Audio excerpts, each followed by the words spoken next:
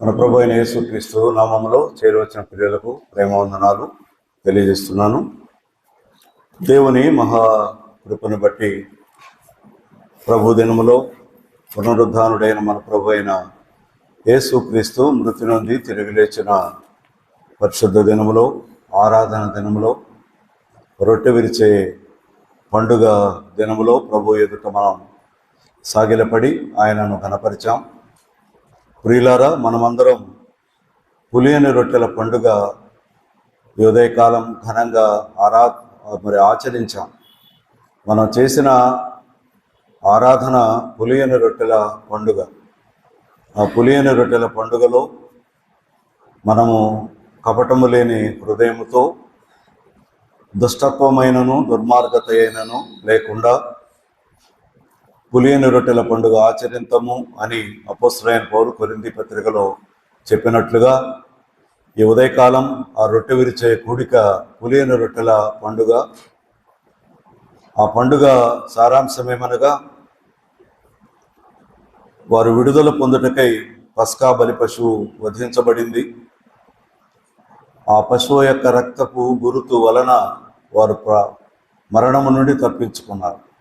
రక్తము గురుతు వలన వారు మరణము నుండి వారి ద్వారములకు దానిని పూసుకొనుట ద్వారా ఆ రక్తము గురుతు వారిని మరణము నుండి విడుదల చేసింది.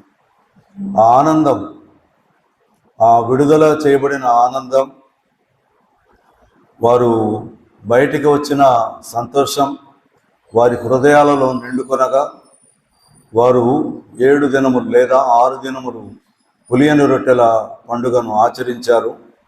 ఇశ్రాయేలీయులు 12వ అధ్యాయం నిర్గమకాండంలో ఈ సంగతులు ఉన్నాయి. లేవియ కాండం 23వ అధ్యాయంలో ఉన్నాయి. అలాగే ద్వితీయోపదేశ కాండము 22వ అధ్యాయంలో కూడా ఈ సంగతులు ఉన్నాయి. ఈరోజు మనం ఆరాధనలో పులియని రొట్టెల పండుగ ఆచరించాము. పస్కా పశువు మన ప్రభు వధించబడ్డాడు. ఆయన వధించబడుట ప్రాముఖ్యమైనది కాదు, కానీ ఆయన రక్తము మనకు గుర్తుగా ఉంది.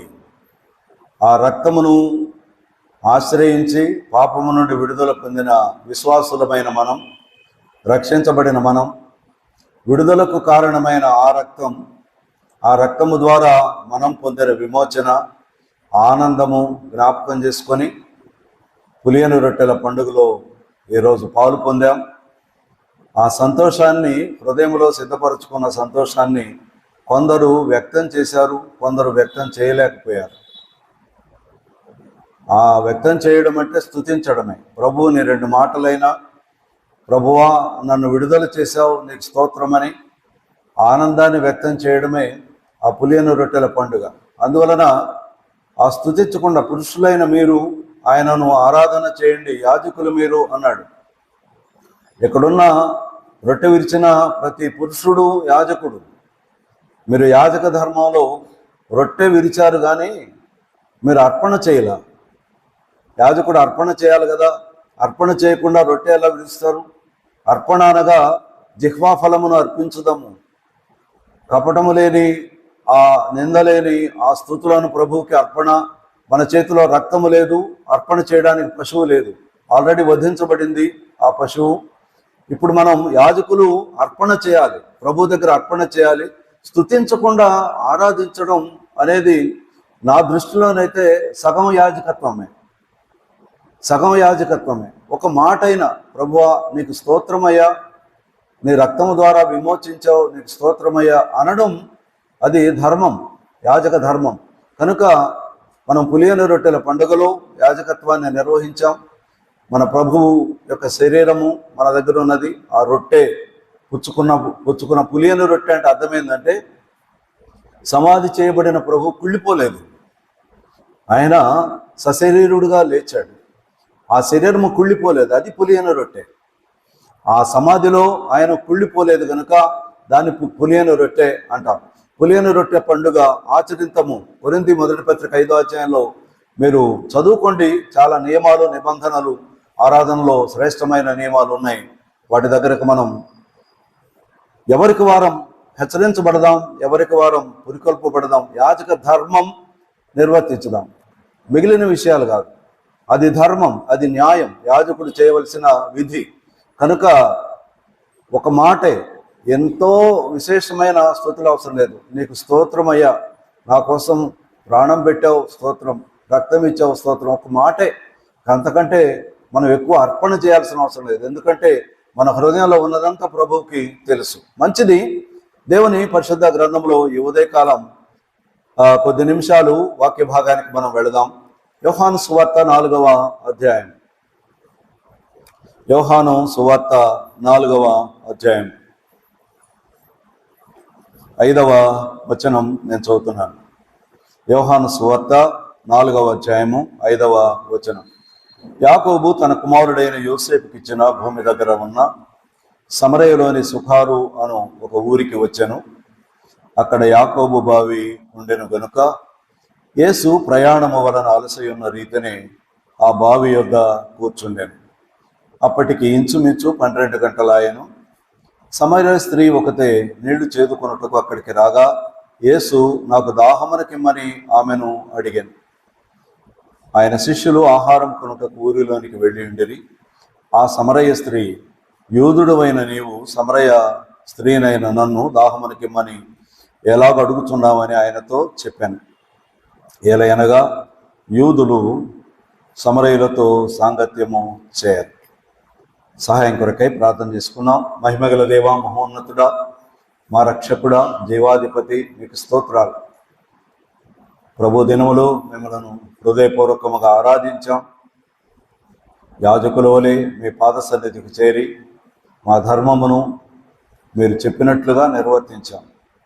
ఇట్టి విడుదల ఆనందమును, విమోచన ఆనందమును మా హృదయాలలో మీరు ఉంచినందుకై స్తోత్రాలు. మరి యొక్క కూడికలోనికి మేము వచ్చాం. మీ వాక్యము ధ్యానించనై ఉన్నాం.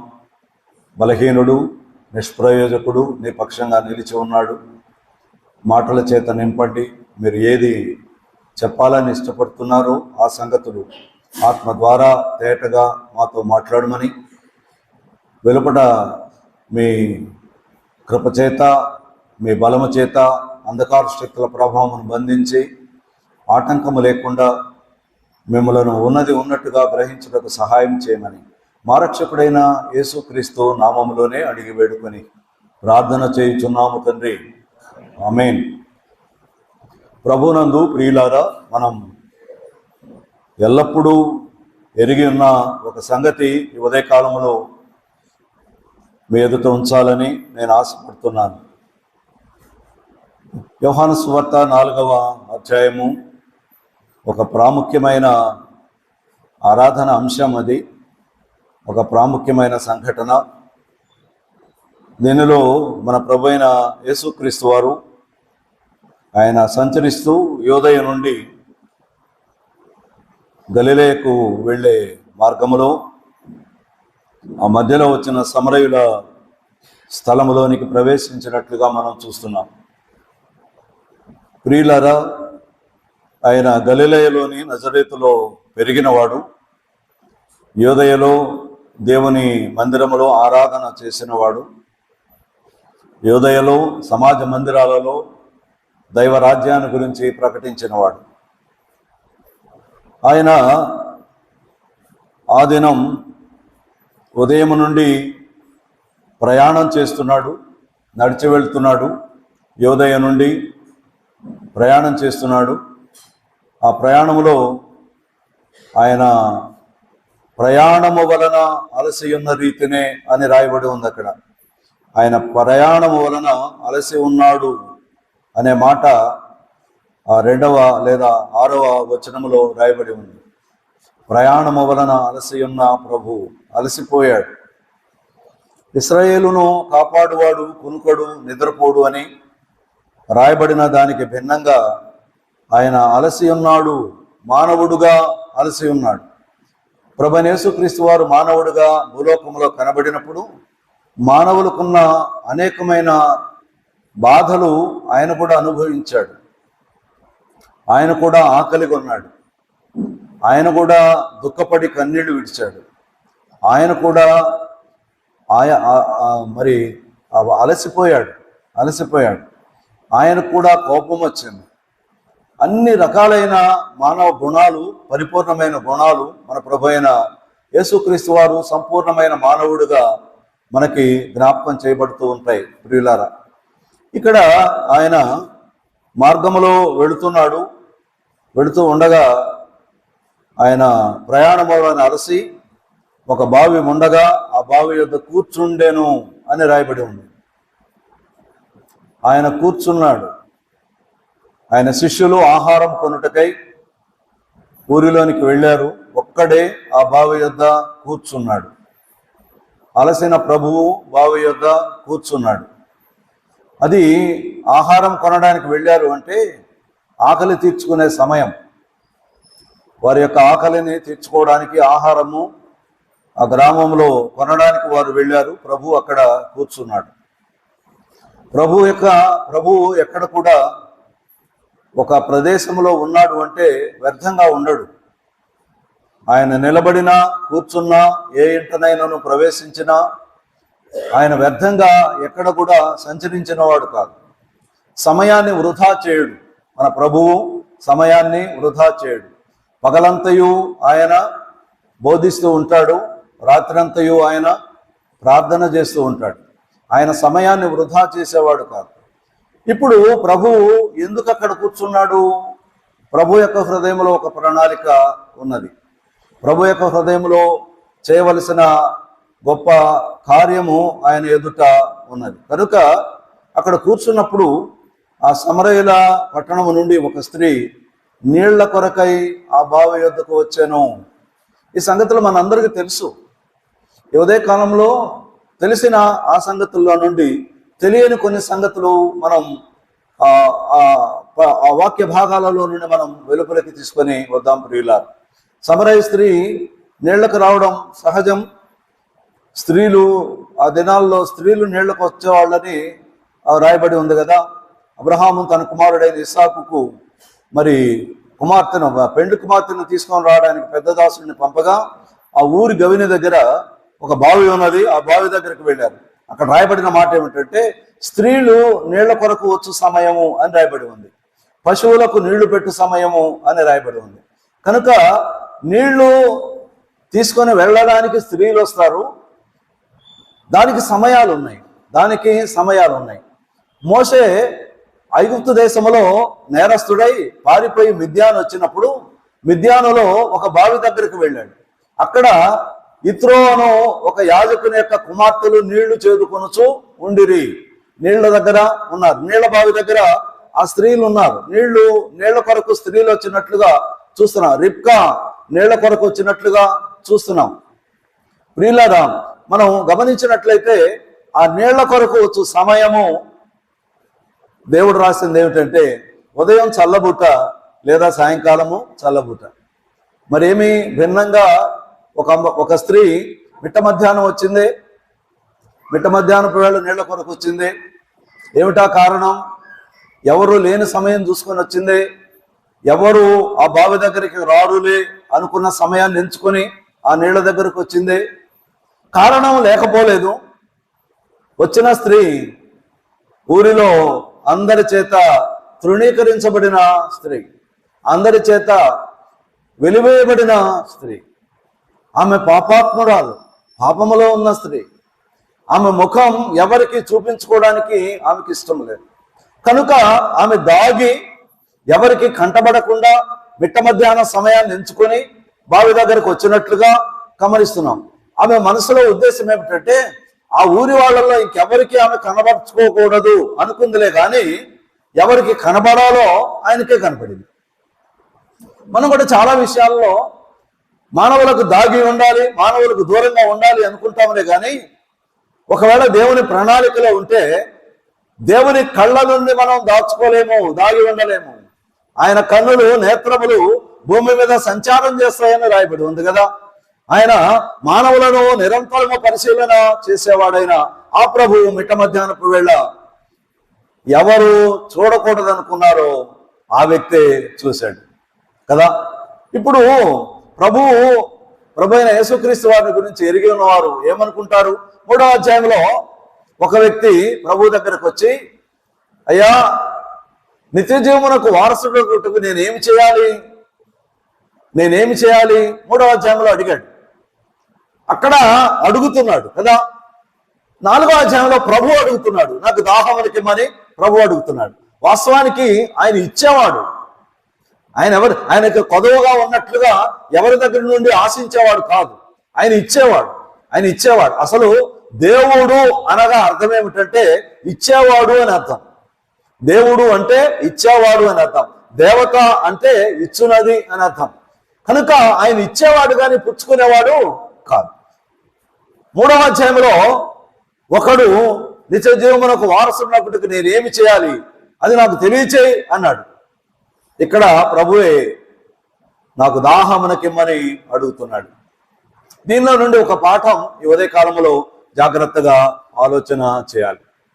ప్రభు ఇక్కడ ఆ సమరయ స్త్రీతో జరిపిన కొద్ది నిమిషాల సంభాషణ, ఆ సంభాషణలో కొన్ని అమూల్యమైన సంగతులు ఆ స్త్రీతో మాట్లాడినట్లుగా మనం చూస్తున్నాం. ప్రభు ఏమంటున్నాడు? నాకు దాహమునకివ్వు, నేను దాహముగానే ఉన్నాను అని అడుగుతున్నాడు.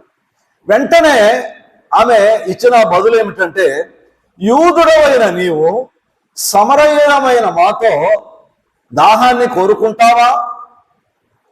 యూదుడవైన నీవు సమర చూడండి ఆ మాట అక్కడ చూడండి ప్రియులారా.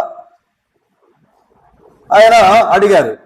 ఇక్కడ ఏమన్నది? 9వ వచనం, ఆ సమరయ స్త్రీ, యూదుడవైన నీవు సమరయ స్త్రీనైన నన్ను దాహమునకిమ్మని ఎలాగ అడుగుతున్నావు అని ఆయనతో చెప్పాను. ఏలైనగా యూదులు సమరయులతో సాంగత్యము చేయరు. నన్ను ఎలా అడుగుతున్నావు? విరుద్ధమైన ఒక సందర్భం. యూదులు ఎవరు సమరయులని ఏమి అడగరు. ఎందుకంటే సమరయులు అంటరాని వారు వెలివేయబడిన ఊరు వెలుపల ఉండేవారు. కనుక యూదులు ఆ మార్గంలో నడవరు, వాళ్ళ నీళ్లు తాగరు, వాళ్ళు ఇచ్చే ఆహారం భుజించరు, వాళ్ళతో కలిసిమెలిసి ఉండరు. ఇక్కడ ఒక భిన్నమైనటువంటి ఒక సంఘటన ఆమెకి ఎదురైనప్పుడు, యూదుడవైన నీవు సమరయురాలైన నాతో నీళ్లు అడుగుతున్నావే, దాహమునకిమ్మంటున్నావే, విరుద్ధంగా ఉంది. ఏలైనగా యూదులు సమరయులతో సాంగత్యము చేయరు. ఒక మాటే ఆమె అడిగింది. ప్రభువు ఆ మాటను ఆధారం చేసుకుని ఆమె హృదయాన్ని తెరవాలని ఇష్టపడుతున్నాడు. ఆమె మనసులో కొన్ని సంగతులు ఉంచాలని ఇష్టపడుతున్నాడు. నీకు నేను ఎవరైనా అర్థమైంది?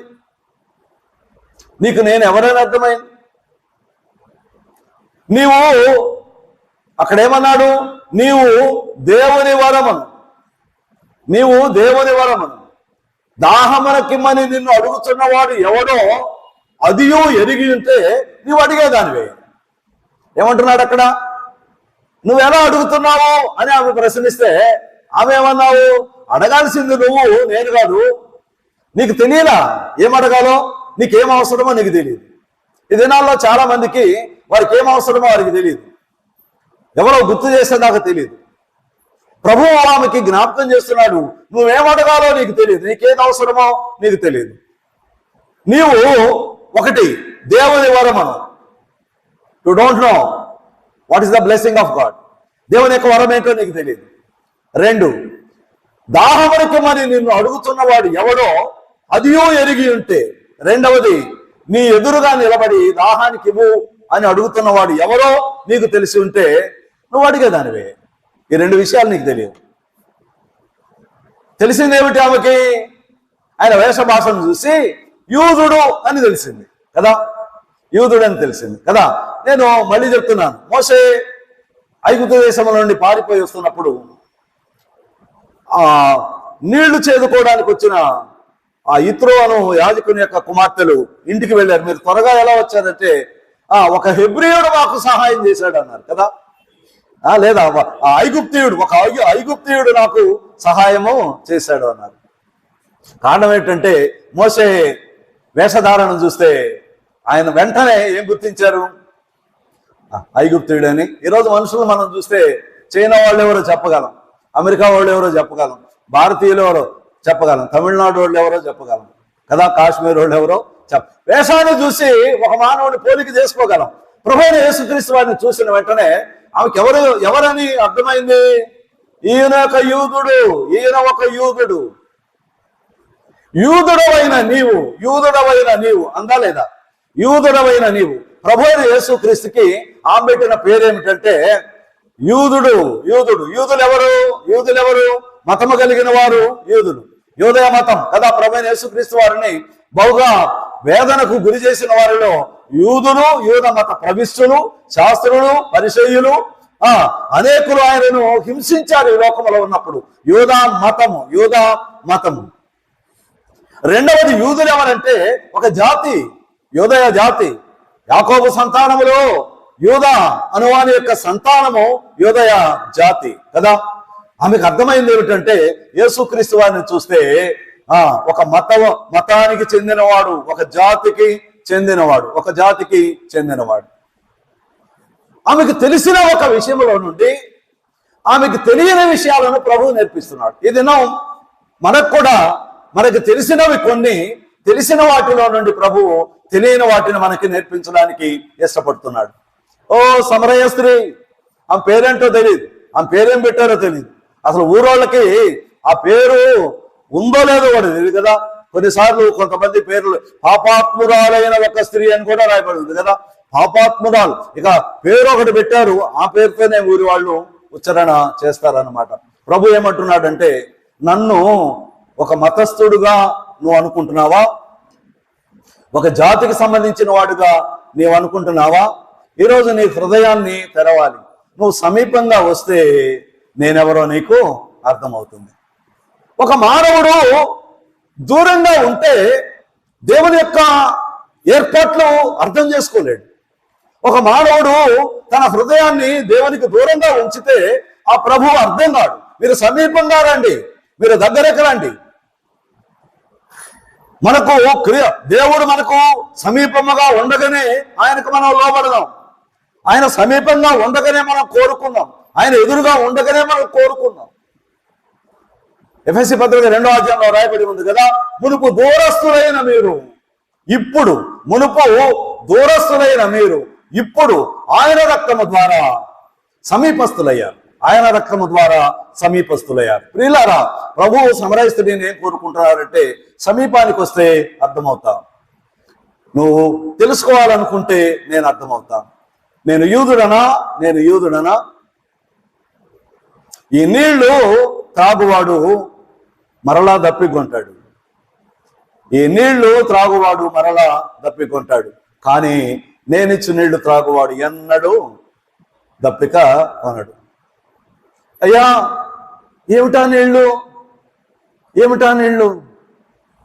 నాకు తెలిసింది మా యాకోబు బావి, మా పితరుడైన యాకోబు త్రవించిన బావి. ఆయన తన భార్యలను పిల్లలను వెంటబెట్టుకొని పద్దనరాములో నుండి వచ్చి అతడు ఇక్కడ స్థిర నివాసం ఏర్పాటు చేసుకుని ఇక్కడ బావి తవ్వించాడే. తానును తన పశువులను తన పిల్లలను ఏ నీళ్లతో వారు బ్రతికారో ఆ బావి ఇంకా ఉంది, సాక్ష్యంగా ఉంది.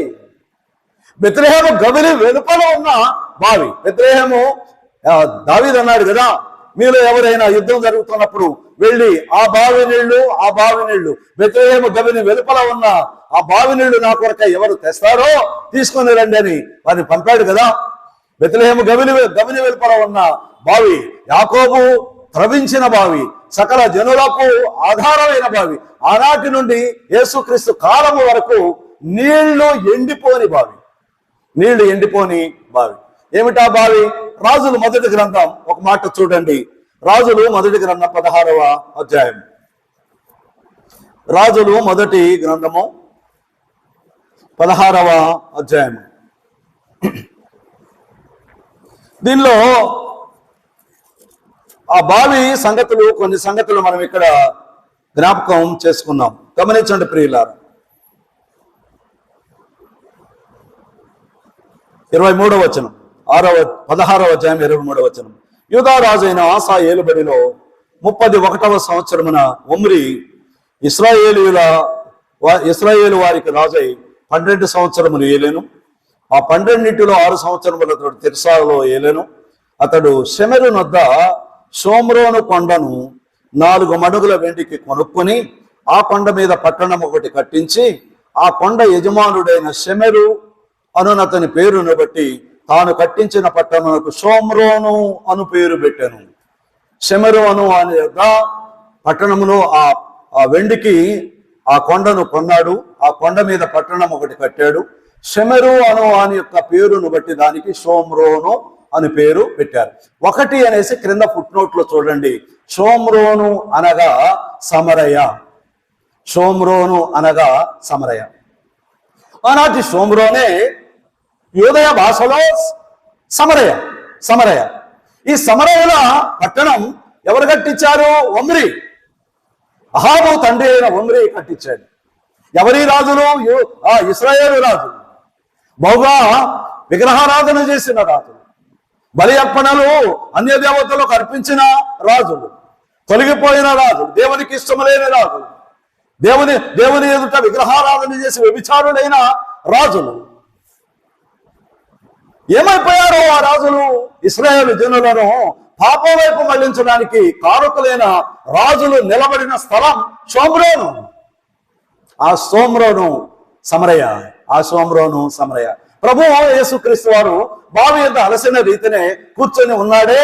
ఏమిటా స్థలం? ఏమిటా స్థలం?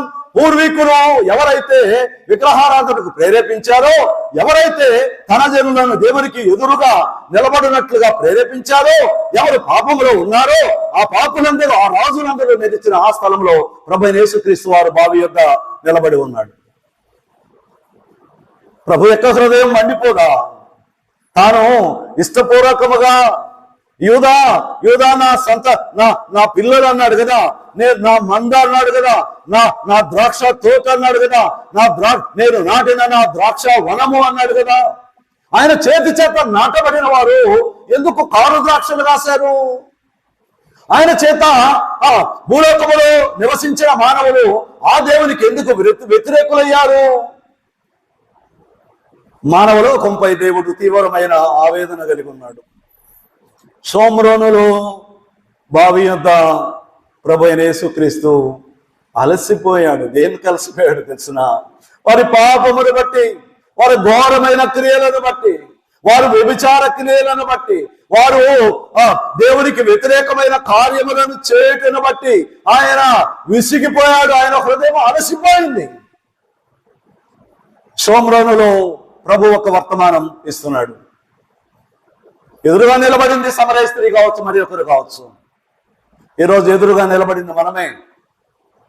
ఆ బావి ఎదుట నిలిచి వాక్యం మాట్లాడుతున్న ఆ ప్రభు ఎదుట నిలబడింది మనమే. మనతోనే మాట్లాడుతున్నాడు. ఎవరే కాలంలో ఆ ప్రభు అయిన యేసుక్రీస్తు వారు నీకు ఎలా కనపడుతున్నాడు? ఏమని కనపడుతున్నాడు? మత నాయకుడా? ఒక జాతి ఉద్ధారకుడా? ఎవరైనా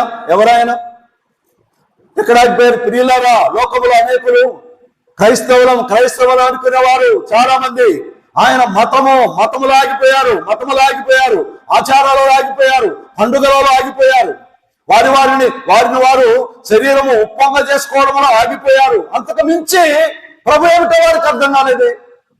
కారణం ప్రభువుకి వారి సమీపంగా, వారి హృదయాలు దేవునికి సమీపంగా రాలేదు. సమరయ స్త్రీకి కూడా ఆయన ఒక యూదుడు అని మాత్రమే అర్థమైంది.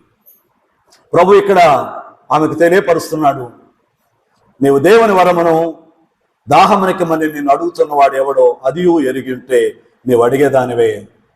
నేనిచ్చు నీళ్ళు నీవిచ్చే నీళ్ళ వంటివి కాదు. నువ్విచ్చే నీళ్లు, నేనిచ్చే నీళ్లు. నువ్విచ్చే నీళ్లు మళ్ళీ దాహం కలిగిస్తాయి. నేనిచ్చే నీళ్లు ఆ దాహము కలగనేవు. అక్కడ ఆ మాట చూద్దాం. చూడండి, ఆమెతో మాట్లాడిన ఆ మాట గమనించుదాం. 11వ వచనం. ఆయన నీకు జీవజలము ఇచ్చునని ఆమెతో చెప్పాను.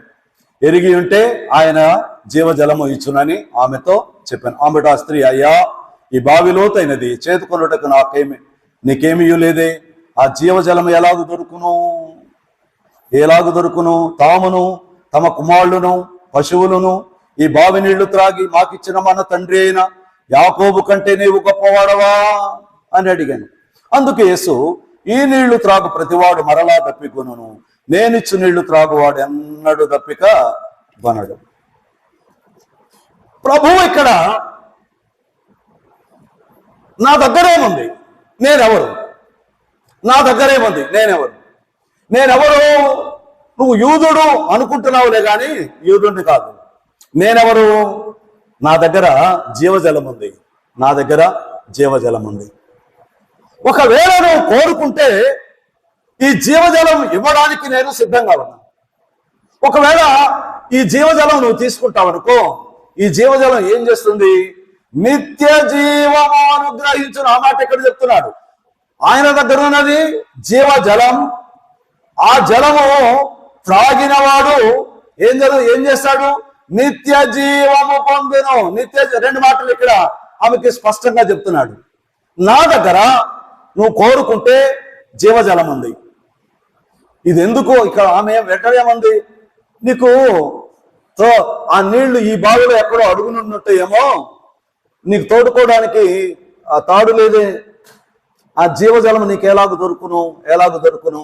ఇంకా బావిలోనే ఉన్నారు. చాలా మంది బావిలోనే ఉన్నారు, బయటకు రాలేదు. బావిలోనే ఉన్నారు, బయటకు రాలేదు. ఇంకేమంటున్నది? ఈ బావి లోతైనది, ఆ జీవజలం ఈ నీళ్ల క్రింద ఉంటాయేమో.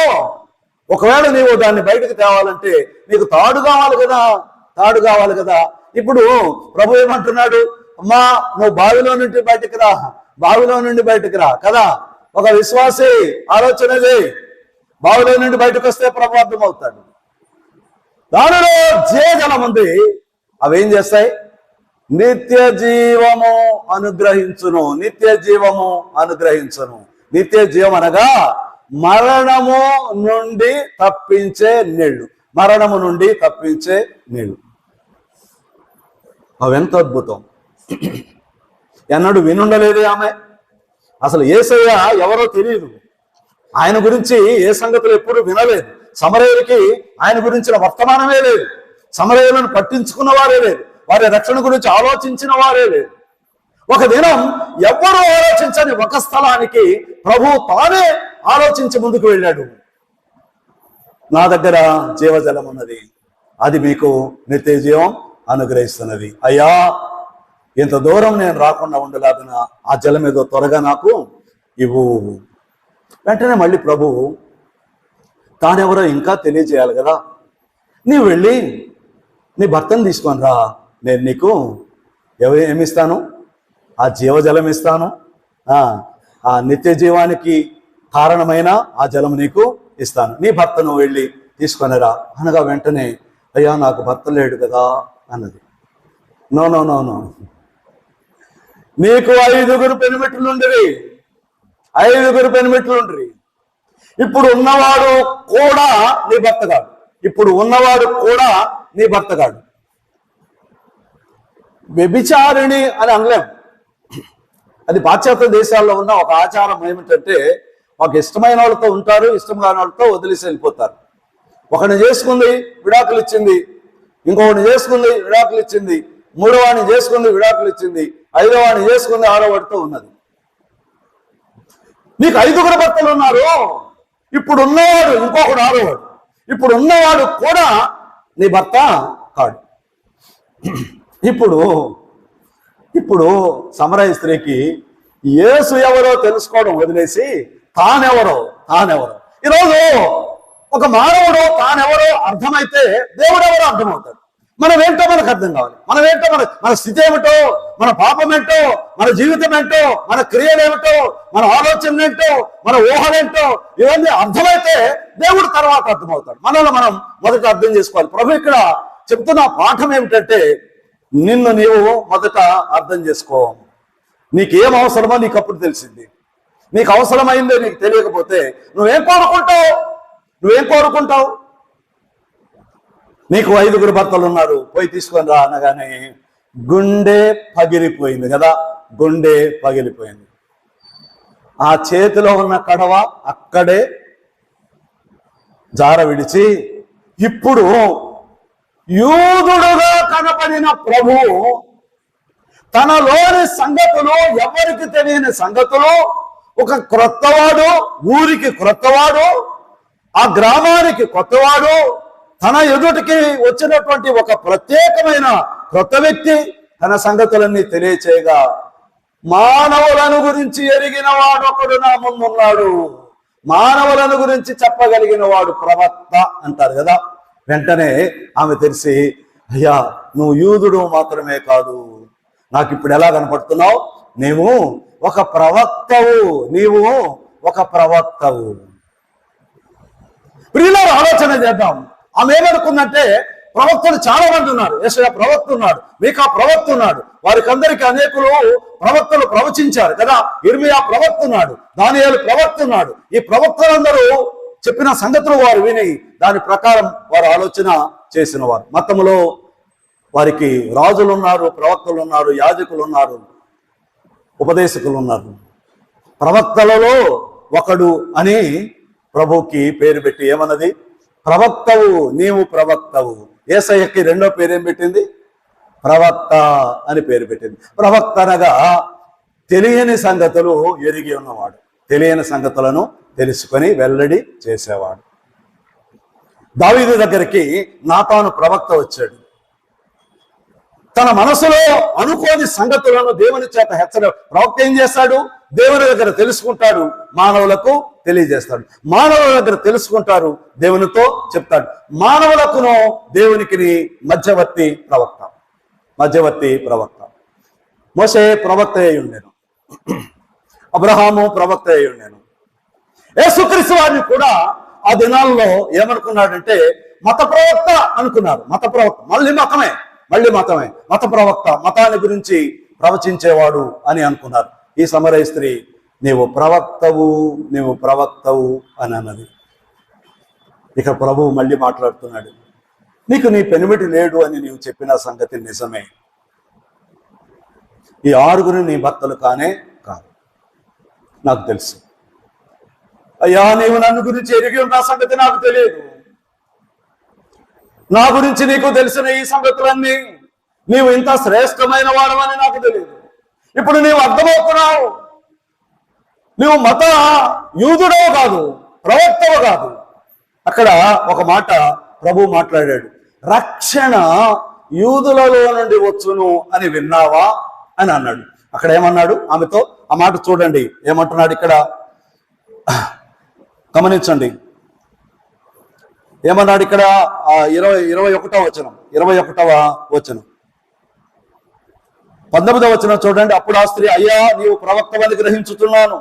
మా పితరుడు ఈ పర్వతమందు ఆరాధించిరి గాని ఆరాధించవలసిన స్థలము యెరూషలేములో ఉన్నదని మీరు చెప్పుదురని ఆయనతో చెప్పాను. ప్రియులారు, ఇక్కడ ఆమె ఆరాధన గురించి వ్యక్తం చేసింది. ఎప్పుడైతే నిత్య జీవం అర్థమైందో, ఆ దాహముకిచ్చేటువంటి జీవజలం అర్థమైందో, ఆ జీవజలం నా దగ్గర ఉన్నదని ఆ ప్రభు చెప్పుట ఆమెకి ఎప్పుడైతే అర్థమైందో, ఇక్కడ ఏమన్నదంటే, నీవు ప్రవక్తవు, ఈ పర్వతమందు ఆరాధించేది గాని ఆరాధించిన స్థలం యెరూషలేములో ఉన్నదని మీరు చెప్పుదురని ఆయనతో అనగా, యేసు ఆమెతో, అమ్మా ఒక కాలము వచ్చుచున్నది, ఆ కాలమందు ఈ పర్వతము మీదనైనను యెరూషలేములోనైనను మీరు తండ్రిని ఆరాధింపరు. నా మాట నమ్ముము. ఈ మాటే కీవర్డ్. Trust my word. నా మాట నమ్మండి. నిత్య జీవం మాట్లాడగలిగిన వాడు ఆయన మాట నమ్మండి. ఏమిటా ఆయన మాట? నా తండ్రి యొక్క రాజ్యం ఒకటి ఉంది, నా తండ్రి రాజ్యంలో మరణం ఉండదు, నా తండ్రి రాజ్యంలో ఆఖరి తప్పులు ఉండవు, నా తండ్రి రాజ్యంలో శాశ్వత జీవం. ఇప్పుడు సమరయ స్త్రీతో ఆయన మాట్లాడిన ఒక సువార్త ఏమిటంటే, నీవు నా మాట నమ్ముము కదా. ఆయన మాట నమ్మితే ఏం జరుగుతుంది? నా మాట విని నన్ను పంపిన వాని యందు విశ్వాసం ఉంచువాడు నిత్య జీవము గలవాడు, వాడు తీర్పులోనికి రాక మరణములో నుండి జీవములోనికి దాటి ఉన్నాడు. జీవములోనికి దాటాలని ఆశ ఉందా? మరణంలోనే ఉండాలని ఆశ ఉందా? 2 మార్గాలు ఉన్నాయి. మరణం ఒకటి, జీవం ఒకటి. మరణంలో నుండి జీవంలోనికి దాటే ఆలోచన ఏమిటంటే, నా మాట వినుట, నా మాటలు గైకొనుట. నా మాట వింటావా, మరణంలో నుండి జీవంలోనికి దాటి వెళ్తాం. 4 సంగతులు ఆనాడు సమరయ స్త్రీకి, ఈనాడు మనకి 4 సంగతులు. దీంట్లో దాని చుట్టూ ప్రభువు ఆమెతో మాట్లాడుతున్నాడు. నంబర్ 1, నా దగ్గర జీవజలం ఉన్నది. ఆ జీవజలము మరణముడి తప్పించి నిత్య జీవం ఇస్తుంది. ఈ నిత్య జీవం పొందుటయే రక్షణ. పై మాటలు పై వచనాలు ఉంది. ఈ నిత్య జీవం పొందుటయే రక్షణ. రక్షించబడిన వాడు ఆరాధించాలి. నాలుగే నాలుగు మాటలు. ప్రభు దగ్గర ఏమున్నది? జీవజలం ఉంది. జీవజలం అంటే వాక్యం. జీవజలం అంటే వాక్యం. ఆయన దగ్గర దేవుడు ఆది అందు దేవుడు ఉండేది. దేవుడు వాక్యము దేవుని యొద్ద ఉండేది కదా. వాక్యమే దేవుడై ఉండేది. ఆ వాక్యమే శరీరధారి అయి కృపాసత్య సంపూర్ణుడుగా మన మధ్య నివసించాలి. యోహాను సువార్త 1వ అధ్యాయంలో ఈ మాటలు ఉన్నాయి. నిత్య జీవపు మాటలు కలిగిన వాడు కదా. ప్రభువు ఏమన్నారు? ఓ శిష్యులారా, నన్ను గురించి మీరేమనుకుంటున్నారు? అయ్యా, నీవు నిత్య జీవపు మాటలు కలిగిన వాడు అన్నారు కదా. నీవు నిత్య జీవపు మాటలు కలిగిన వాడు. నన్ను తెలుసుకో, నన్ను గ్రహించు. గ్రహిస్తే 4 విషయాలు ఒక వ్యక్తికి అర్థం కావాలి. నంబర్ 1, ఆయన దగ్గర జీవజలం ఉన్నది. ఆ జీవజలము నిత్య జీవం అనుగ్రహిస్తుంది. ఆ నిత్య జీవం పొందుటయే రక్షణ. రక్షించబడిన వాడు ఆరాధించాలి. ఆరాధన గురించిన తలంపులు ఆమె ఎత్తింది. ఈ పర్వతం మీద ఆరాధన అన్నారే అంటే దేవుని గురించి, దైవత్వాన్ని గురించి, ఆరాధనను గురించి ఎరుగని వ్యక్తి కాదు. అన్నీ తెలుసు, కానీ ప్రభువుకి సమీపంగా లేదు. ప్రభువుకి సమీపంగా తెలియని వారు ఎవరున్నారు? యేసుని గురించి లోకంలో, భారతదేశంలో ఎవరున్నారు? అందరికీ యేసు తెలుసు, కానీ ఆయన నీకేమి చేయగలడు, నీవు ఏ సమస్యలో ఉన్నావో, నీ అవసరం ఏంటో తెలియని వారు ఈ లోకంలో 90% మంది ఉన్నారు. ఈరోజు తెలుసుకుంటావా? నేనెవరు? నా మాట విను. వెంటనే ఏమంటున్నా తెలిసిన కడవ అక్కడనే పారవేసి పరుగున ఎక్కడికి వెళ్ళింది? ఇప్పుడు ఊరిలోనికి వెళ్ళింది. నేను ఇక్కడ ఒక మాట చెప్తాను. బిట్ట మధ్యాహ్నం అసలు ఎందుకు వచ్చింది? ఊరోళ్ళకి కనపడొద్దనే కదా. ఆ ఊరోళ్ళు ఎవరు చూడకూడదనే కదా. ఎవరు తనని గమనించకుండా రహస్యంగా వచ్చి నీళ్ళు తీసుకొని వెళ్ళిపోతుంది కదా. తన రహస్య జీవితం వెల్లడి చేసుకోవడానికి ఇష్టం లేదు కదా. ఆ కొండ అక్కడే.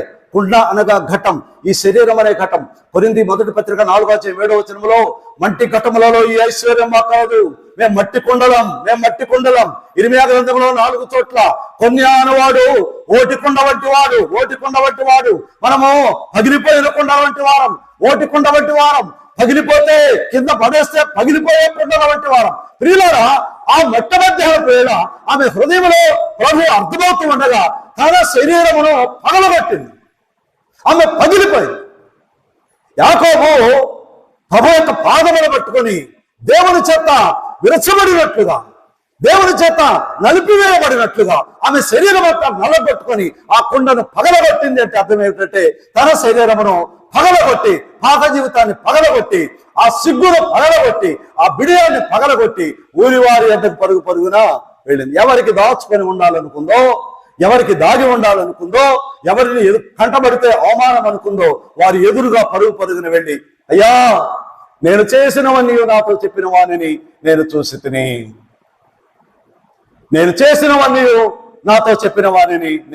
తిని, ఈయన క్రీస్తు కాడా? క్రీస్తు అనగా మెస్సయ్య. యోహాను సువార్త 1వ అధ్యాయంలో అంద్రేయ ప్రభు అయిన యేసుక్రీస్తు వారిని సంధించి ఆ రాత్రి వేళ ఆయనతో గడిపి, యోహాను శిష్యులు కదా అంద్రేయ, గడిపి ఉదయాన్నే పరుగున వాళ్ళ అన్న దగ్గరికి వెళ్ళాడు, లేదా తమ్ముడు పేతురు దగ్గరికి వెళ్ళాడు. తమ్ముడు, మేము మెస్సయ్యను కనుగొన్నాం. క్రీస్తు అనబడిన మెస్సయ్యను. మెస్సయ్య అనగా క్రీస్తు అనగా మెస్సయ్య. క్రీస్తు అన్న మెస్సయ్య అన్న ఒకటే. ఇక్కడ మెస్సయ్య అనగా అభిషిక్తుడు అని అర్థం. అభిషిక్తుడు అంటే తండ్రి చేత, దేవుని చేత అభిషేకించబడి లోకమునకు పంపబడిన వాడు. ఇప్పుడు ఏమనేది? 3వ పేరేం పెట్టింది యేసయ్యకి? ఈయన మెస్సయ్య. మొదట ఏమంది? యూదుడు. కాదు. ఆయన ప్రవక్త. నో. కాదు. ఆయన ఎవరు? మెస్సయ్య. ఆయన మెస్సయ్య. మనం ఎదురు చూస్తున్నామే, మనకు మేలు చేస్తాడని ఎదురు చూస్తున్నామే. ఈ మెస్సయ్య, ఈయనే మెస్సయ్య. ప్రకటన చేసింది. ఆమె మాటను బట్టి అనేకులు ఆయన యందు విశ్వాసం ఉంచిరి. ఇప్పుడు ఒక కార్యం జాగ్రత్తగా వినండి, నేను ముగిస్తాను. గ్రామంలో సువార్త.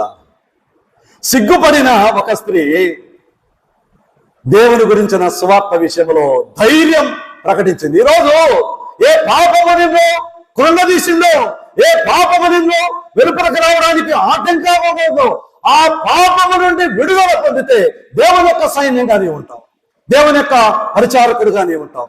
ఈరోజు వాడబడతావా? ఒక వ్యభిచారిని, ఒక దేనికి ఎవరికి పనికిరాని ఒక స్త్రీ, త్రోసివేయబడిన ఒక స్త్రీ దేవుని చేత ఎంచబడింది. ఈరోజు ఆమె కంటే తక్కువరమా మనం? ఆమె కంటే హీనులమా మనం? ఒక్క స్త్రీ కొరకు ప్రభు ఎంత ప్రయాసపడుతున్నాడు, ఎంత కష్టపడుతున్నాడు. ఆకలి వేసినా మానుకున్నాడే, దాహం వేసినా మానుకున్నాడే.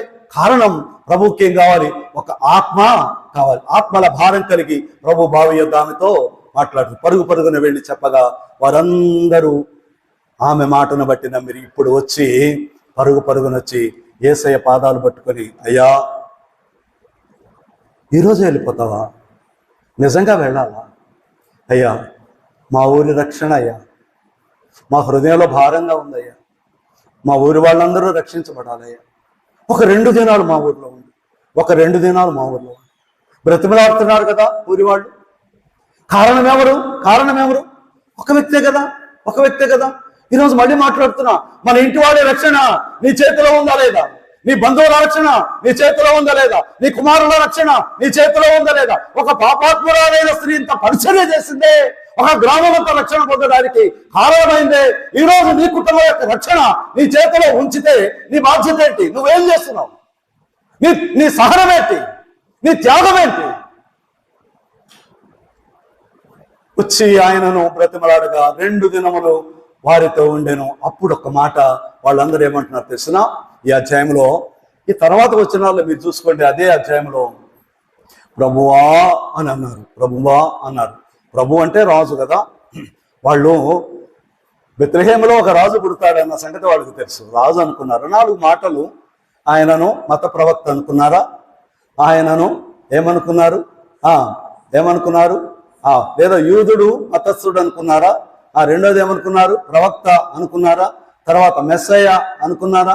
తర్వాత వారు ప్రభువు రాజు అనుకున్నారా? ఇప్పుడు అసలైన సంగతి ఊరి వాళ్ళు బయట పెడుతున్నారు. ఆయన ఏం చెప్పుకోవాలి? ఇప్పుడు అక్కడ వాళ్ళు వచ్చి ఏమంటున్నారు? ఆ మాట చదువుదాం, చూడండి, ముగించుకుందాం. 42వ వచనం, 41.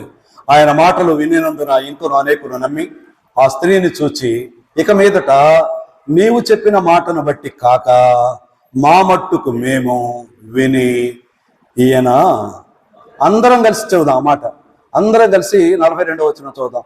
మా మట్టుకు మేము విని ఈయన నిజముగా లోకరక్షకుడని తెలుసుకొని నమ్ముతున్నాము. విన్నాము, చూసాము, హృదయంలో తెలుసుకున్నాము, ఆయన లోకరక్షకుడని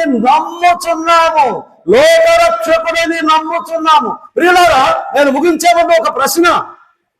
కొందరికి మతస్థుడిగా ఉన్నాడే, కొందరికి ప్రవచనాలు చెప్పే ప్రవక్తగా కనపడుతున్నాడే, కొందరు పరిపాలించే రాజుగా కనపడుతున్నాడే, కొందరికి రాబోయే మెస్సయ్యగా ఇంకా వస్తాడని ఎదురు చూస్తున్నాడే. ఈరోజు నీకెవరు ఆయన? సమీపంగా వస్తావా? ఆయన దొరికే కాలంలో ఆయన దగ్గరకు వస్తావా? ఆయన ప్రేమ ఏమిటో తెలుసుకుంటావా? ఆయన రక్తం యొక్క విలువ ఏమిటో తెలుసుకుంటావా? నువ్వు సమీపంగా వస్తే ప్రభు ఎవరో మనకి అర్థమవుతుంది. యోహాను రాసిన మొదటి పత్రిక 5వ అధ్యాయం 20వ వచనం. యోహాను రాసిన మొదటి పత్రిక 5వ అధ్యాయము 20వ వచనం. మొదటి పత్రిక 5వ అధ్యాయము నేను చదువుతున్నాను, గమనించండి. ఇక్కడ మనము సత్యవంతుడైన వానిని ఎరుగవలెనని దేవుని కుమారుడు వచ్చి మనకు వివేకము అనుగ్రహించి ఉన్నాడని ఎరుగుదుము. మనము దేవుని కుమారుడైన యేసుక్రీస్తునందు ఉన్నవారమై సత్యవంతుని యందు ఉన్నాము. ఆయనే నిజమైన దేవుడును నిత్య జీవమునై ఉన్నాడు. ప్రియులారా, ఈ ఉదయకాల సందేశం అదే. ఆయనే నిజమైన దేవుడును నిత్య జీవమునై ఉన్నాడు. నిత్య జీవము కావాలా? ఈ ఉదయ కాలంలో సమరయ స్త్రీ వలె నీ కొండను పగలగొట్టు, నీ అహంకారాన్ని పగలగొట్టు, నీ అజ్ఞానాన్ని పగలగొట్టు, నీ కన్నుల యొక్క పొరలను తీసివేయి. సమీపంగా రా, ప్రభు అర్థమవుతాడు. నిత్య రక్షణ కావాలా? అయ్యా నేను కోరుకుంటున్నాను, నాకు రక్షణ దయచేయమని ప్రభు దగ్గర అడుగుదాం. అలాగున్న దేవుడు మనలను తన కృపకు రక్షణకు పాత్రులుగా చేసి నడిపించనుగాక. చిన్న ప్రార్థన చేసుకుందాం. మహోన్నతుడు అయిన దేవా, పరిశుద్ధుడా, ధనుడా, మీ పాదాలకు స్తోత్రాలయ్యా. ఆకాశ మహాకాశములు పట్టజాలని మహిమగల దేవా, మీ ఎదుట సాగిల పడుతున్నాం. అయ్యా మేము అజ్ఞానులమే, అహంకారులమే, దోషంతో కన్నులు మూసుకొని పోయిన వారమే.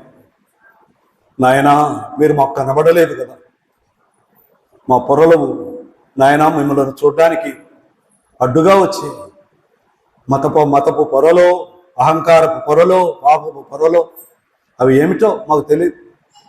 అయ్యా మిమ్మల్ని మేము స్పష్టంగా దగ్గరగా చూడడానికి సహాయం చేయండి. సమరయ స్త్రీని మీరు ఎంచుకున్నారే అయ్యా, ఈ ఉదయకాలంలో అంతకంటే హీనులమని మేము ఒప్పుకుంటున్నాం. సహాయం చేయండి.